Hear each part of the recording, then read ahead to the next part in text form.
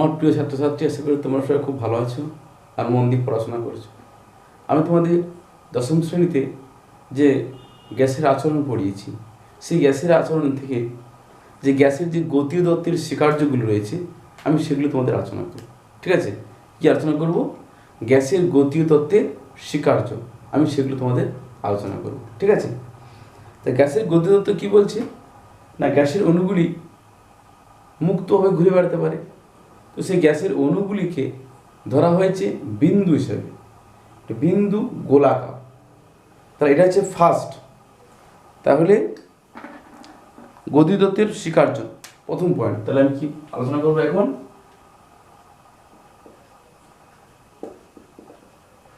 গ্যাসের গতীয় তত্ত্বের স্বীকার্য।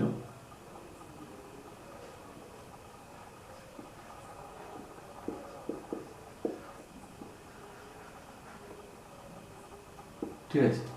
তো গ্যাসের গতীয় তত্ত্বের স্বীকার্য আমি এরকম আলোচনা করবো। ঠিক আছে? তো ধরো গ্যাস, কোনটা চেম্বারে গ্যাস রয়েছে, এইভাবে একটা চেম্বারের মধ্যে গ্যাস রয়েছে। ঠিক আছে? এই চেম্বারের মধ্যে গ্যাস রয়েছে, সেই গ্যাসের অণুগুলিকে কীভাবে ধরা হচ্ছে, যে গ্যাসের অণুগুলি এভাবে বিন্দু বিন্দু ধরা হয়, এইভাবে এইভাবে। এই চেম্বারের মধ্যে গ্যাস রয়েছে, তো গ্যাসের অণুগুলি কীভাবে ধরা হচ্ছে, এভাবে বিন্দু বিন্দু ধরা হচ্ছে এইভাবে, এবং প্রত্যেকটা গোলাকার হিসেবে ধরা হয়। ঠিক আছে? তাহলে এক নম্বর, তাহলে কি বলবো? গ্যাসের অণুগুলি বিন্দু এবং গোলাকার, এটা হচ্ছে ধরা। তাহলে এক নম্বর কি লিখবো আমরা? না, গ্যাসের অণুগুলি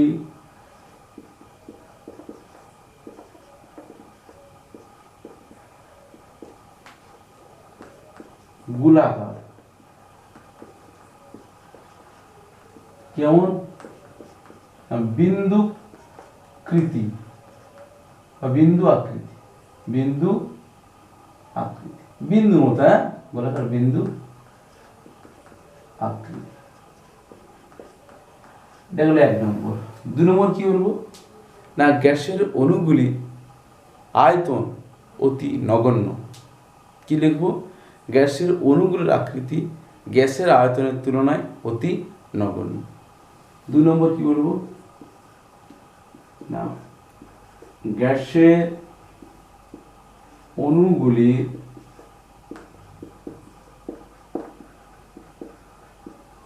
আয়তন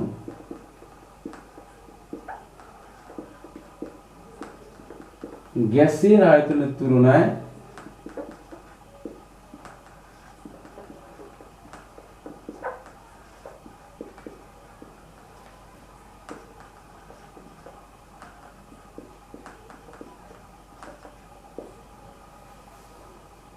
দু নম্বর পয়েন্ট, অতি নগণ্য।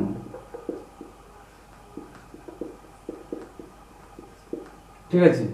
অতি নগণ্য। ঠিক আছে? তিন নম্বর কি ধরবো? না, গ্যাসের অণুগুলি মধ্যে কোনো আকর্ষণ ও বিকর্ষণ নেই, এটা ধরা হবে। কী হবে? গ্যাসের অণুগুলির মধ্যে দূরত্ব এত বেশি যে তাদের মধ্যে কোনো আকর্ষণ এবং বিকর্ষণ নেই। এটা কিন্তু আমরা ধরেছি, এটা কিন্তু গ্যাসের গতীয় তত্ত্বে আমরা এগুলো ধরেছি। ঠিক আছে? তাহলে কী বলছি? গ্যাসের অণুগুলির মধ্যে কোনো আকর্ষণ এবং বিকর্ষণ নেই। লিখব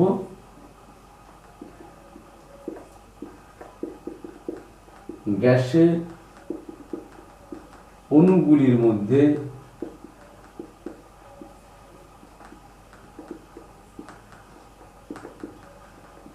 কোনো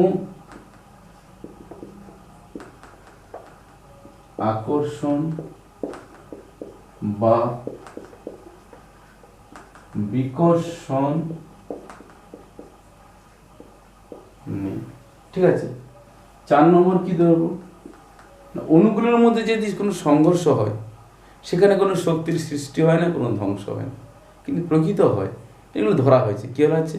তাহলে গ্যাসের অণুগুলির মধ্যে যখন সংঘর্ষ হবে, সেখানে কোনো শক্তির সৃষ্টিও হবে না, কোনো শক্তির ধ্বংস হবে না।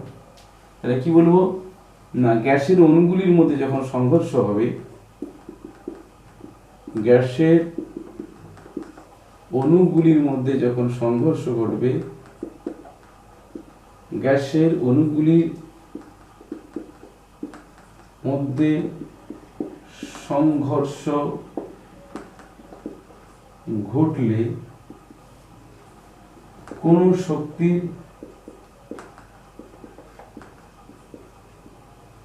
সৃষ্টি বা ধ্বংস হবে না।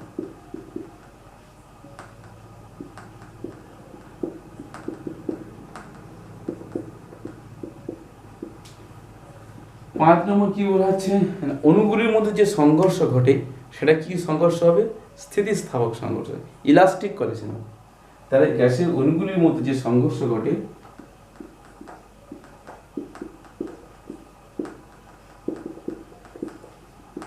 গ্যাসের অণুগুলির মধ্যে যে সংঘর্ষ ঘটে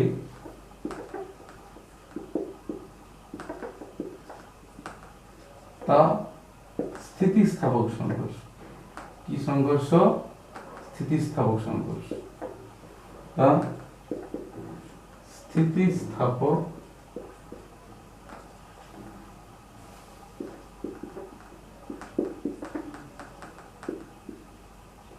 ঠিক আছে। তাহলে মোটামুটি গ্যাসের গতিগত স্বীকার্যগুলি এগুলো হলো। ঠিক আছে, দেখো তোমরা সবাই অবশ্যই খুব সুন্দর মন নিয়ে, ভালো মন নিয়ে চলাফেরা করবে, মন দিয়ে অবশ্যই পড়বে তোমার। ঠিক আছে, আর অবশ্যই তোমরা বন্ধুদেরকে বলবে তারা যেন বন্ধুদের মধ্যে শেয়ার করে দেয়, দিয়ে তাহলে তারা যেন সবাই নোটিফিকেশনটাকে অল সাবস্ক্রাইব করে নোটিফিকেশনটা অল করে দেয়।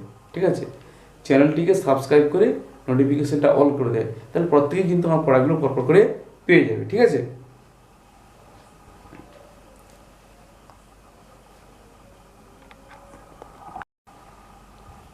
দেখো আরেকটা খুব ইম্পর্টেন্ট প্রশ্ন আছে, আদর্শ গ্যাসের ধর্ম থেকে বাস্তব গ্যাসের বিচ্যুতির কারণ। খুব ইম্পর্টেন্ট প্রশ্ন। কি আছে? আদর্শ গ্যাসের ধর্ম থেকে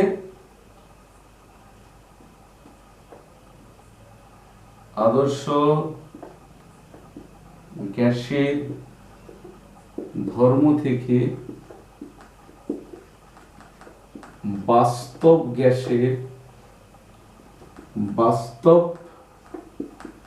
গ্যাসের বিচ্যুতির কারণ। খুব ইম্পর্টেন্ট প্রশ্ন। আদর্শ গ্যাসের ধর্ম থেকে বাস্তব গ্যাস কেন বিচ্যুতি? অর্থাৎ আদর্শ গ্যাসের ধর্ম আর বাস্তব গ্যাসের ধর্ম আলাদা কেন, কোনখানে মূল আলাদা? একটা হচ্ছে কি না, আদর্শ গ্যাসের ক্ষেত্রে গ্যাসের অণুগুলির আয়তনকে কি হচ্ছে উপেক্ষা করা হয়েছে। ঠিক আছে, তাহলে দুটো সমস্যা, একটা হচ্ছে আয়তন জনিত সমস্যা, আর হচ্ছে কি অণুগুলির মধ্যে আকর্ষণ ও বিকর্ষণ ধর্ম, সেটাও উপেক্ষা করা হয়েছে। এটা ধরলে কিন্তু আদর্শ গ্যাস বাস্তব গ্যাস হয়ে যাবে। তাহলে আদর্শ গ্যাসের ধর্ম থেকে বাস্তব গ্যাসের বিচ্যুতির কারণ প্রথমত হচ্ছে কি, 1 নম্বর হচ্ছে কি গ্যাসের অণুগুলির আয়তন উপেক্ষা করা হয়েছে। আদর্শ গ্যাসের ক্ষেত্রে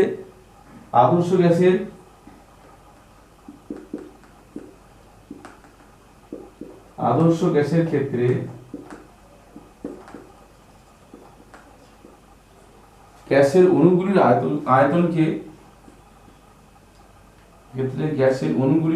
উপেক্ষা করা হয়েছে। গ্যাসের অণুগুলির আয়তনকে উপেক্ষা করা হয়েছে।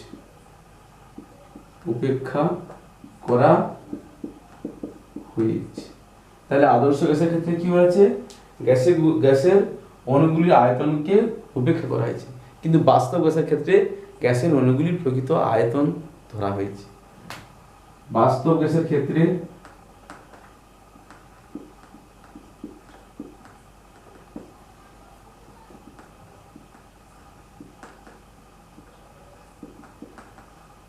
অণুগুলির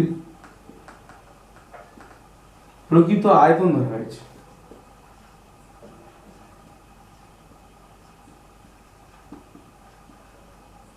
প্রকৃত আয়তন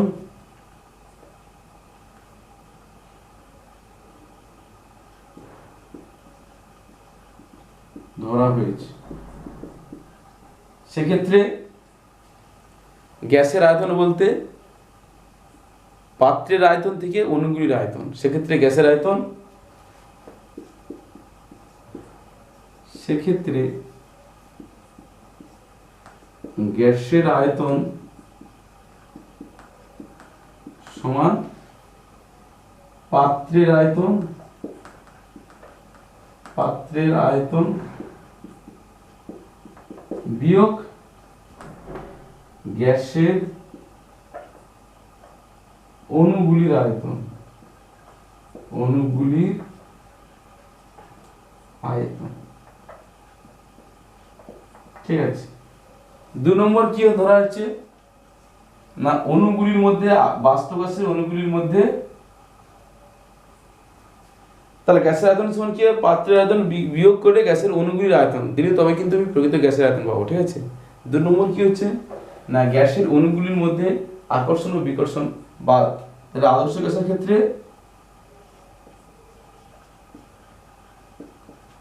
আদর্শ গ্যাসের ক্ষেত্রে অণুগুলির মধ্যে, অণুগুলির মধ্যে আকর্ষণ ও বিকর্ষণ বল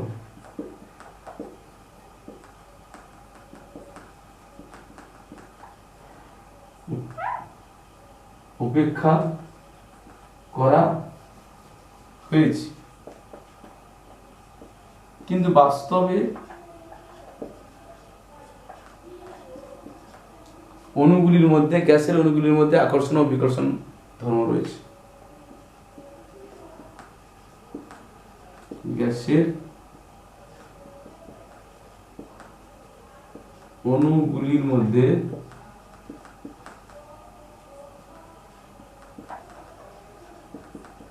আকর্ষণ ও বিকর্ষণ ধর্ম রয়েছে, বিকর্ষণ ধর্ম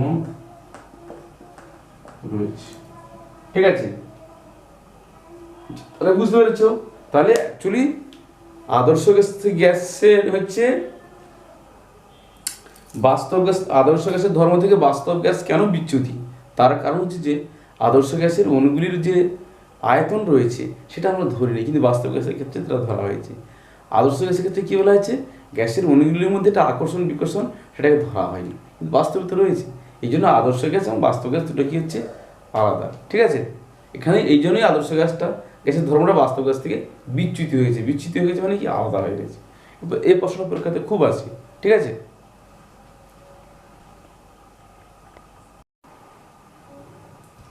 দেখো এবার একটা প্রশ্ন আসছে, কখন বাস্তব গ্যাসগুলি আদর্শ গ্যাসের মতো আচরণ করে? ঠিক আছে, খুব ইম্পর্টেন্ট। তাহলে কি বলবো না, কখন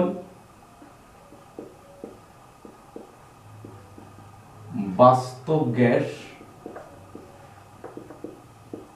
আদর্শ গ্যাসের মতো আচরণ করে?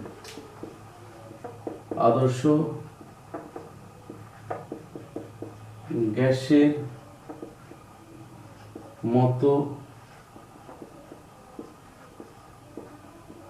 আচরণ করে। তাহলে কখন বাস্তব গ্যাস আদর্শ গ্যাসের মতো আচরণ করে? তাহলে অতি নিম্নচাপে এবং অতি উচ্চ উষ্ণতায়, খুব নিম্নচাপ এবং যদি উষ্ণতা খুব উচ্চ হয় তখন বাস্তব গ্যাস আদর্শ গ্যাসের মতো আচরণ করে। তাহলে কি লিখবো আমরা উত্তরটাতে, কি লিখবো, অতি নিম্নচাপে এবং উচ্চ উষ্ণতায়। তাহলে কি লিখবো, অতি নিম্নচাপে ও উচ্চ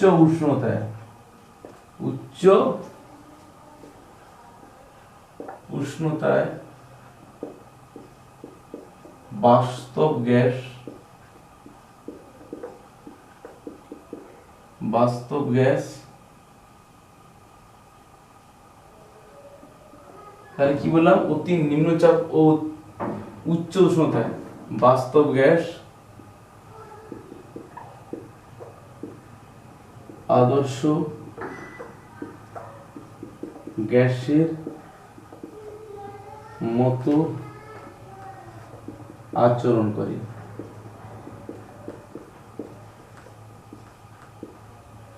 ঠিক আছে, তাহলে কখন করে, অতি নিম্নচাপে ও উচ্চ উষ্ণতায়।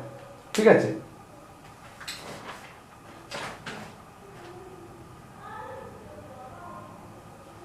খুব ইম্পর্টেন্ট প্রশ্ন কিন্তু। হ্যাঁ, এবার তোমাদের আমি বাস্তব গ্যাস এবং আদর্শ গ্যাসের পার্থক্য করাবো, খুব ইম্পর্টেন্ট প্রশ্ন কিন্তু। হ্যাঁ, তাহলে কিসের পড়াবো,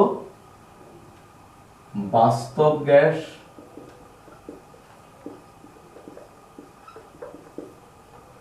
ও আদর্শ গ্যাসের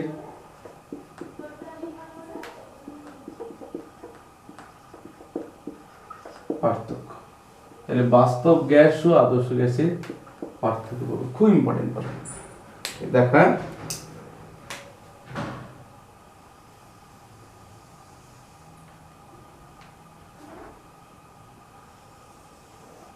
তাহলে এখানে কি লিখবো আমি, বাস্তব গ্যাস,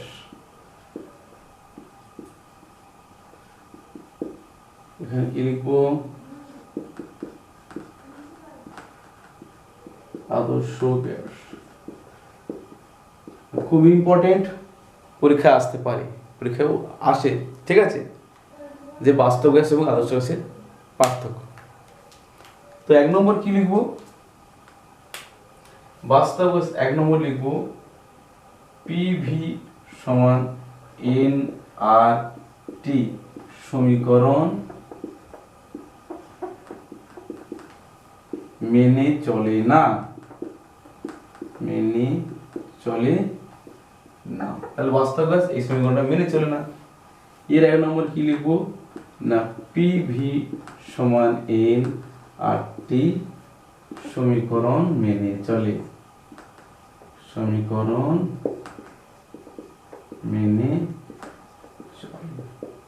2 নম্বর কি বলবো, সকল প্রাকৃতিক গ্যাস বাস্তব গ্যাস,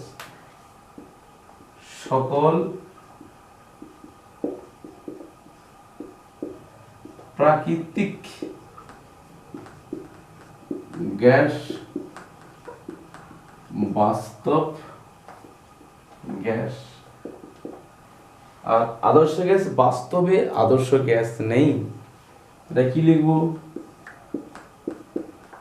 বাস্তবে আদর্শ গ্যাস নেই।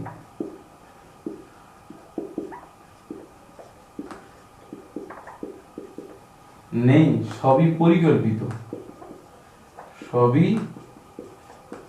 পরিকল্পিত, সবই পরিকল্পিত। 3 নম্বর কি বলবো, অণুর মধ্যে আকর্ষণ, বাস্তব গ্যাসের অণুগুলির মধ্যে আকর্ষণ রয়েছে। তাহলে বাস্তব গ্যাসের অণুগুলির মধ্যে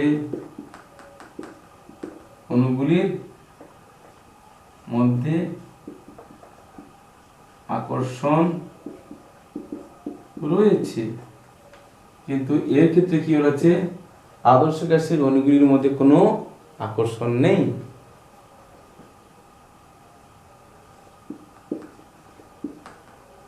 আদর্শ গ্যাসের অণুগুলির মধ্যে কোনো আকর্ষণ বল নেই। ঠিক আছে, তাহলে তোমাদের পরীক্ষায় যদি আদর্শ গ্যাস এবং বাস্তব গ্যাসের পরীক্ষায় আসে, লিখতে পারবে তো। যাই হোক, আজকে এই পর্যন্ত থাকলো। পরবর্তী ক্লাসে আমি তোমাদের কিছু ম্যাথমেটিক্যাল প্রশ্ন নিয়ে আসবো। এই গ্যাসের আচরণ থেকে কী ধরনের অঙ্ক পরীক্ষায় আসে সেগুলো আমি তোমাদের আলোচনা করে দেবো সুন্দরভাবে। ঠিক আছে, তাই পরবর্তী ক্লাসে তোমাদের সঙ্গে আমার দেখা হবে আবার। সবাই ভালো থাকবে, মন দিয়ে পড়াশোনা করবে। আমি যা যা তোমাদের লেখাবো সেগুলো সুন্দর করে খাতাতে লিখে রেডি করবে, করে তোমরা সবাই খুব মুখস্থ করবে কিন্তু, ঠিক আছে? আর অবশ্যই বন্ধুদের মধ্যে শেয়ার করে দেবে, তাদের বলবে তারা যেন সাবস্ক্রাইব করে নোটিফিকেশানটাকে অল করে দেয়। তারা সবাই ভালো থাকবে, সুস্থ থাকবে, আর মন দিয়ে পড়াশোনা করবে, আর ভালো মন নিয়ে চলাফেরা করবে। বাড়িতে বড়দের কথা শুনবে, মা বাবাদের শ্রদ্ধা ভক্তি করবে, গুরুজনদের শ্রদ্ধা ভক্তি করবে, ঠিক আছে? তাহলে পরবর্তী ক্লাসে তোমাদের সঙ্গে আমার আবার দেখা হবে। সবাই ভালো থাকবে।